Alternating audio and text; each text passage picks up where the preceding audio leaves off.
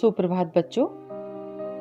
आज हम पढ़ने जा रहे हैं आपकी व्याकरण बुक वर्तिका का पाठ 6 और इस पाठ का नाम है कारक। तो आइए बच्चों, सबसे पहले हम समझ लेते हैं कारक की परिभाषा। तो संज्ञा या सर्वनाम के जिस रूप से उनका संबंध क्रिया तथा वाक्य के दूसरे शब्दों के साथ पता चले उसे ही कारक कहते हैं। इसका एक उदाहरण देख लेते हैं। जैसे राम ने रावण को बाण से मारा। तो ये तो थी कारक की परिभाषा। बच्चों, कारक के 8 भेद होते हैं। ये 8 भेद कौन कौन से होते हैं हम जान लेते हैं। कर्ता कारक, कर्म कारक, करण कारक, संप्रदान कारक, अपादान कारक, संबंध कारक, अधिकरण कारक और संबोधन कारक। कारक के चिन्ह भी होते हैं। इन चिन्हों को भी हम जान लेते हैं। तो कर्ता कारक का चिन्ह होता है ने। कर्म कारक का चिन्ह होता है को। इसके बाद आता है हमारा करण कारक। करण कारक का चिन्ह होता है से। संप्रदान कारक का चिन्ह होता है को, के लिए। अपादान कारक का चिन्ह होता है से। संबंध कारक का चिन्ह होता है का, की, के। अधिकरण कारक का चिन्ह होता है में, पर।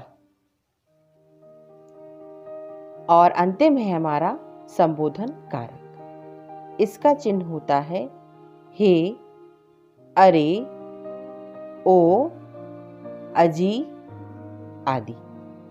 तो आइए सबसे पहले हम जानते हैं कर्ता कारक की परिभाषा। बच्चों, शब्द के जिस रूप से कार्य के करने वाले का बोध हो उसे ही हम कर्ता कारक कहते हैं। इसके उदाहरण देख लेते हैं हम। जैसे गौरव ने चाय पी, पार्थ ने फुटबॉल खरीदी। तो यहाँ हमने वाक्यों में देखा कि जो गौरव है और जो पार्थ है वो क्या है? कर्ता कारक है। दूसरा हमारा कारक आता है कर्म कारक। तो क्रिया का फल जिस शब्द पर पड़ता है उसे ही हम क्या कहते हैं? कर्म कारक कहते हैं। और इसका चिन्ह होता है को। इसका उदाहरण हम देख लेते हैं। सविता कपड़े धोती है, मेरी पुस्तक को लेकर आओ। अब कर्म कारक की पहचान हम कैसे करते हैं?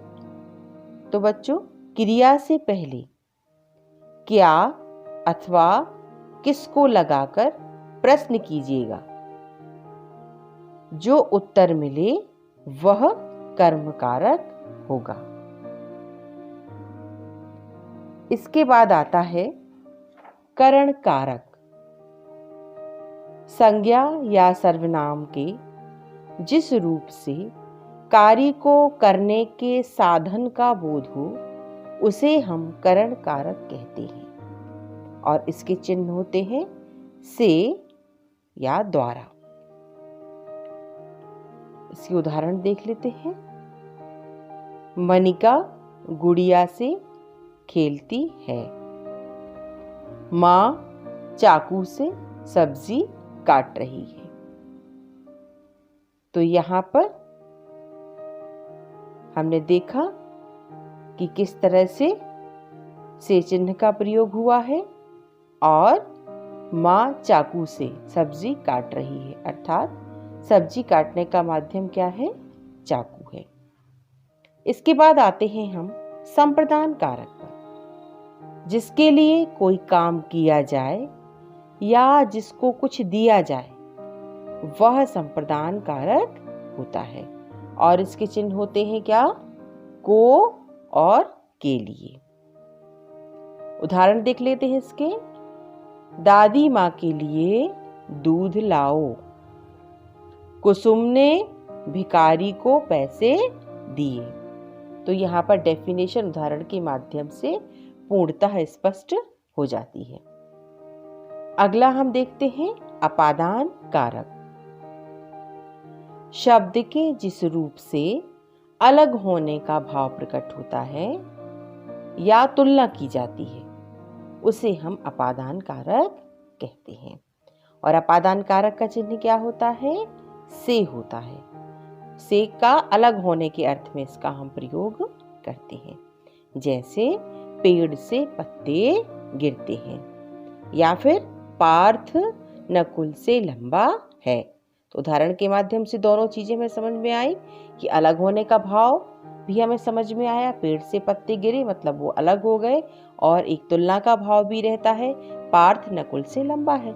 यहाँ पर हमने पार्थ की नकुल से तुलना कर दी। अब इसके बाद आता है संबंध कारक। जब संज्ञा अथवा सर्वनाम का अन्य संज्ञा अथवा सर्वनाम के साथ संबंध दिखाया जाए तो वहां पर संबंध कारक होता है। और संबंध कारक का चिन्ह क्या होता है? का, की, के। उदाहरण देख लेते हैं हम। उदाहरण के माध्यम से आपको बहुत जल्दी समझ में आ जाएगा। लक्ष्मण जी श्री राम के भाई हैं। अगला उदाहरण भी देख लेते हैं। यह चित्र मेरी माँ का है। तो आपने देखा कि पहले संज्ञा सर्वनाम का संबंध दूसरे संज्ञा सर्वनाम के साथ था, और यहीं पर हमारा क्या हो जाएगा? संबंध कारक हो जाएगा। आगे हम देखते हैं अधिकरण कारक। तो शब्द के जिस रूप से क्रिया के आधार का बोध हो उसे अधिकरण कारक कहते हैं। सरल शब्दों में हम कह सकते हैं कि जहां पर या जिसमें क्रिया घटित होती है, क्रिया हो रही है, वही क्या कहलाता है? हमारा अधिकरण कारक कहलाता है। और अधिकरण कारक का जो चिन्ह होता है वो क्या होता है? में और पर होता है। इसके भी उदाहरण हम देख लेते हैं। प्लेट में चॉकलेट रखी है। यश कुर्सी पर बैठा है। तो यहाँ पर बैठने का आधार क्या है? कुर्सी है। और जो चॉकलेट रखी हुई है वो कहाँ पर रखी हुई है? प्लेट में रखी हुई है। और यही हमने डेफिनेशन के माध्यम से जाना था कि शब्द के जिस रूप से क्रिया के आधार का बोध हो वही क्या कहलाता है? अधिकरण कारक कहलाता है। अंतिम है हमारा संबोधन कारक। जब किसी संज्ञा अथवा सर्वनाम को संबोधित करने या उसका ध्यान आकर्षित करने का बोध हो तो वहां पर संबोधन कारक होता है। जैसे अरे नगमा इधर आओ, हे साधुओं यहाँ बैठो, या हे भगवान मेरी रक्षा करो, या अरे लड़कों मैदान में पहुंचो। तो इस तरह से हमने जाना कि क्या होते हैं ये कारक और इनके चिन्ह क्या होते हैं। अब कारकों के संबंध में कुछ ध्यान रखने योग्य बातें होती हैं, इन्हें भी आप ध्यान से सुनिएगा। यदि वाक्य में कर्म अप्राणीवाचक मतलब होता है निर्जीव है, तो उसके साथ कर्म कारक का विभक्ति चिन्ह को नहीं लगाया जाता। जैसे मैंने पत्र को पढ़ा, यह वाक्य क्या है?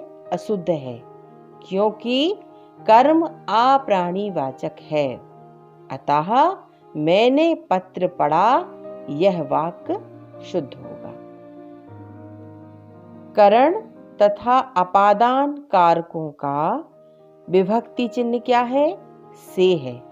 परंतु बच्चों ध्यान रखिएगा, कि करण कारक के विभक्ति चिन्ह से का अर्थ है किसी वस्तु के साथ या किसी वस्तु के द्वारा। जैसे उसने चाकू से सेब काटा। और अपादान कारक की विभक्ति चिन्ह में से का अर्थ क्या है? किसी चीज से अलग होना। ठीक है, करण कारक में क्या था? से का अर्थ किसी वस्तु के साथ या किसी वस्तु के द्वारा। और अपादान कारक में विभक्ति चिन्ह से का अर्थ क्या है? किसी चीज से अलग होना। इसका उदाहरण हम देख लेते हैं। जैसे पेड़ से पत्ते गिरते हैं।